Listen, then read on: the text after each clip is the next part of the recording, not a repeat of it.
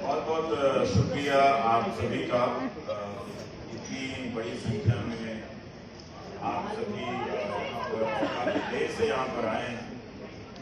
हम समझते हैं कि हमारे पास संसाधनों की बहुत कमी है, वरना हम टेक्सास में ही कर लेते उस स्टेडियम में।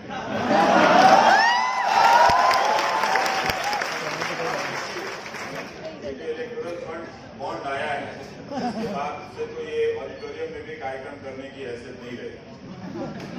और ऑडिटोरियम की जो स्थिति है वो देखकर मैं समझ गया कि क्यों फीस बढ़ानी पड़ी। क्योंकि भारत के इस श्रेष्ठ विश्वविद्यालय में वाइस चांसलर नहीं है।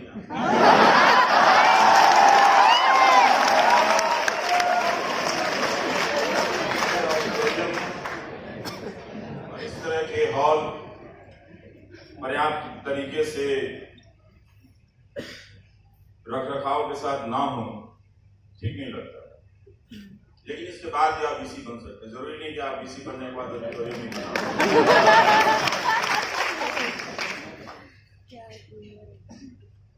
सुनील जी के साथ आपने मेरी तुलना कर दी, पर ऐसे लोग हम लोगों से काफी अलग होते हैं जो अपने कमिटमेंट को सब कुछ छोड़ कर निभाते हैं। और इसीलिए हम सब के लिए कई बार हैरानी बन जाते हैं कि ऐसा कोई शख्स है जो हर तरह की प्रतिभा होने के बावजूद सब कुछ छोड़ता हुआ चला जाता है और अंत में इतना छूट जाता है कि उनकी जिंदगी के बारे में बताने के लिए आप जब वीडियो देख रहे थे या देख रहे थे तो आपने महसूस किया होगा कि कितनी कम रिकॉर्डिंग है। जिनके सिर्फ भाषण ही भाषण है उनके सदियों तक के रिकॉर्डिंग हो गए हैं।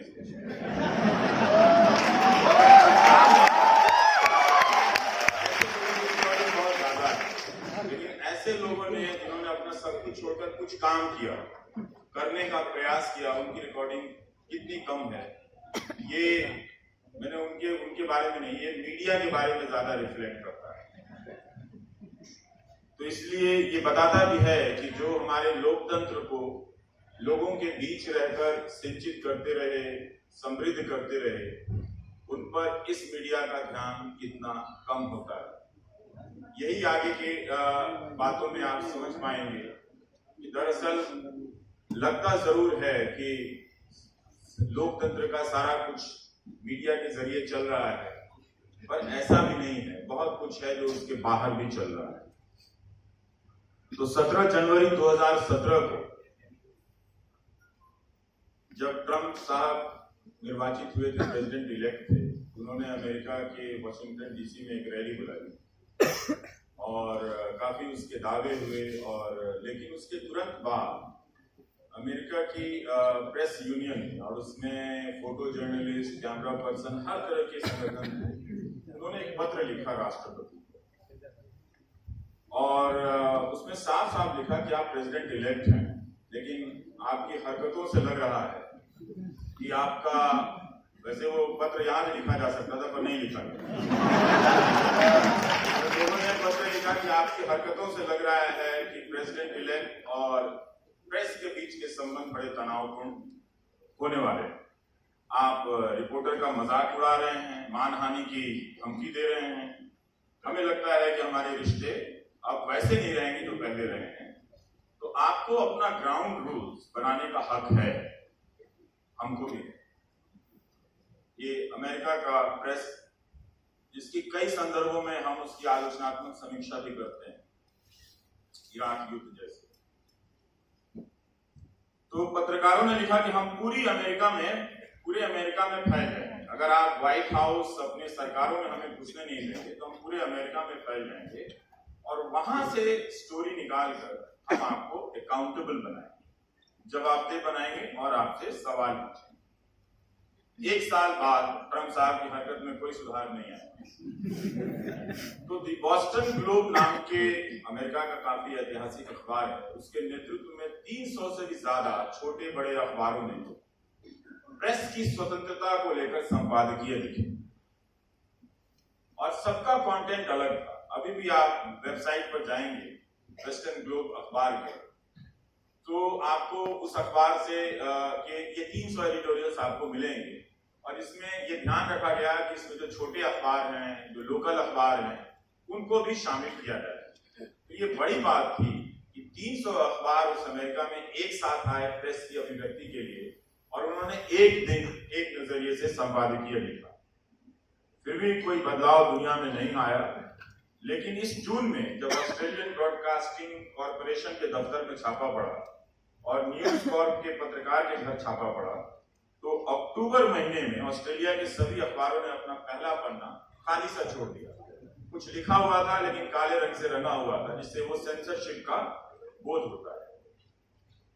तो वहां का प्रेस जो है, और वो टीवी में भी हुआ, अखबारों में भी हुआ, अपनी प्रतिस्पर्धा कॉम्पिटिटिवनेस को भुलाकर लोगों ने प्रेस की आजादी को सबसे आगे रखा। तो वहां का प्रेस जो है अपनी सत्ता को जवाबदेह बनाने के लिए और अपने आप को प्रेस बनाए रखने के लिए लड़ रहा था, क्योंकि उन्हें इस बात की पूरी समझ थी कि लोकतंत्र की जो बुनियाद है वो जवाबदेही पर टिकी होती है। और जवाबदेही का पता सिर्फ एक चीज से चलता है कि जो सवाल पूछे गए हैं उसके जवाब सीधे सीधे आ रहे हैं कि नहीं आ रहे। तो इसलिए ये 3 बड़ी घटनाएं उस दौर में भी, जब दुनिया के कई देशों से लोकतांत्रिक व्यवस्थाएं खत्म हो रही थी और कॉर्पोरेट अपने टेक्नोलॉजी के जरिए न्यूज या इंफॉर्मेशन के कारोबार को कंट्रोल कर रहा था। अब तो वो खेल कहीं और भी ज्यादा जटिल हो गया। लेकिन विश्वगुरु भारत क्या कर रहा था?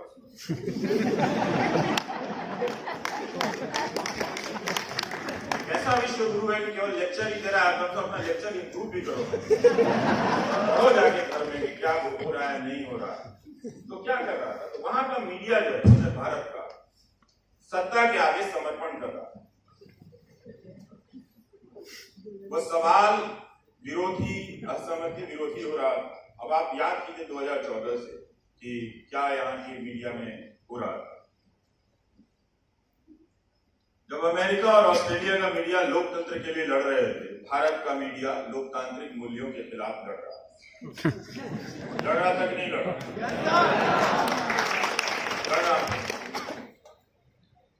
अभी तक भारत की लोकतंत्र पर समय समय में खतरे आए, लेकिन हमने उन खतरों को विधायिका के कुछ हिस्सों की हरकतों की वजह से देखा, कार्यपालिका के कुछ हिस्सों की हरकतों की वजह से देखा, और न्यायपालिका की हरकतों की वजह से भी देखा। क्या पता आगे देख लें। लेकिन भारत ने कभी भी मीडिया के जरिए इसके लोकतंत्र पर हमले का स्वरूप नहीं देखा। 1975 का उदाहरण दिया जाता है, लेकिन 1975 में संस्थाएं पहले ध्वस्त हुई और उसके साथ मीडिया को ध्वस्त किया गया। 2014 के बाद मीडिया के जरिए लोगों में बचे हुए लोकतांत्रिक मूल्यों को ध्वस्त करने के लिए इस्तेमाल किया गया। ये पहली बार हिंदुस्तान में हो रहा। और जब भी ये बात उठती है तो आप 1975 से इसकी तुलना कर देते हैं, जो सही नहीं है। दोनों घटनाएं अलग अलग हैं और अपने जगह पे उनकी समीक्षा की जा सकती है, मगर 75 के उदाहरणों से आप 2014 के बाद के मीडिया की हरकतों को आप नहीं समझ सकते हैं। उचित ठहराना तो दूर की बात है। तो ये 5 साल का जो मीडिया है, इसने भारत के लोकतंत्र के खिलाफ काम किया। उसके बड़े बड़े संपादकों के सवाल का स्तर, जब आप कब खाते हैं, कब सोते हैं, कब जाते हैं,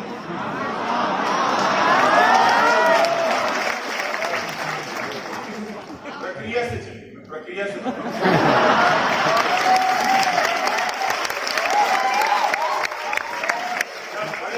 संपादकों के सवाल का स्तर कब सोते हैं और कब खाते हैं से नीचे नहीं गिर पा रहा, तब एंकर को बदलकर एक्टर लाया गया, तब पूछा गया आप कब।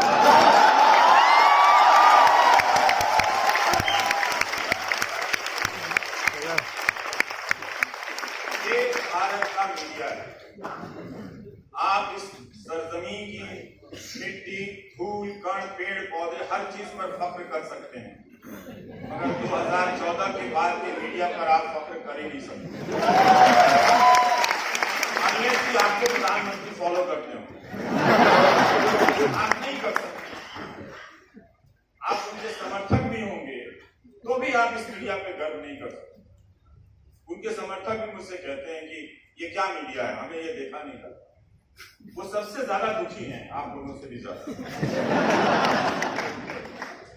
भारत के मीडिया ने आम लोगों के सवाल पूछने का आत्मविश्वास तोड़ दिया। जब आप हताश होकर टीवी पर देख रहे थे कि सच्चिदानंद जैसे लेखकों, अशोक वाजपेयी जैसे लेखकों की प्रतिक्रिया पर हमले हो रहे थे और उन्हें अपराधियों के गैंग में बताकर पेश किया जा रहा था, तो आम आदमी का उस वक्त सवाल पूछने का आत्मविश्वास टूट रहा था।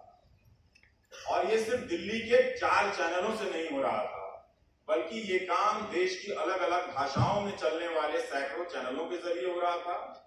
और इस पूरे विश्लेषण में, मीडिया के विश्लेषण में, जो इस वक्त के जो सबसे बड़े अपराधी हैं हिंदी के अखबार, उनके जरिए हो रहा था। क्योंकि सारी आलोचना एंकरों की तरफ चली जाती है, टीवी चैनलों की तरफ चली जाती है, लेकिन इस दौरान हिंदी के अखबारों ने हिंदी की जनता के साथ क्या हरकत की है, ये शर्मनाक है। उन्हें अंधेरे में, पूरे हिंदी प्रदेश को अंधेरे में धकेलने का काम इन हिंदी के अखबारों ने किया है, आपराधिक रूप से। तो इनके एडिटरों का आप नाम नहीं जानते होंगे, मगर आप इनके संपादकीय से पहचान लेंगे कि ये किससे पूछकर आजकल लिख रहे हैं। तो सत्ता से डरने वालों की तादाद भारत में बढ़ा दी गई और भारत का मीडिया इसके बीच धीरे धीरे खुद भी खत्म होने लगा। जो एक तरफ से लोकतंत्र को खत्म करने का प्रयास कर रहा था, वो भीतर भीतर खुद भी खत्म हो रहा। और एक और चीज आई, इसका धार्मिकरण। वो धार्मिक आधार पर चीजों को बढ़ रहा था। पहले उसने सेकुलर को सेकुलर कहा, तो धीरे धीरे उसका सारा रंग जो है वो बदलता चला जाता है। संपादक और एंकरों को जब निकाला गया तो मीडिया के हिस्से में खुशी जाहिर की। ऑस्ट्रेलिया में आपने देखा कि एक जर्नलिस्ट के घर पे छापे पड़े, तो सारे अखबारों ने मिलकर एक दिन तय किया और प्रतिरोध किया। जहां डॉक्टर प्रणय राय को विदेश जाने से रोक दिया गया, किसी मीडिया ने कोई हरकत तक नहीं की। कल को मुझे भी निकाल दिया जाएगा तो कोई दूसरा एंकर प्राइम टाइम में एंकरिंग कर रहा होगा अंग्रेजी वाला की सही हुआ, निकाल दिया हिंदी वाले को। तो ये मीडिया इस स्तर पर चला आया। तो सत्ता की गुलामी तो सबने की, हर दौर में मीडिया ने की, लेकिन इस सत्ता की गुलामी में मीडिया भारत के अर्जित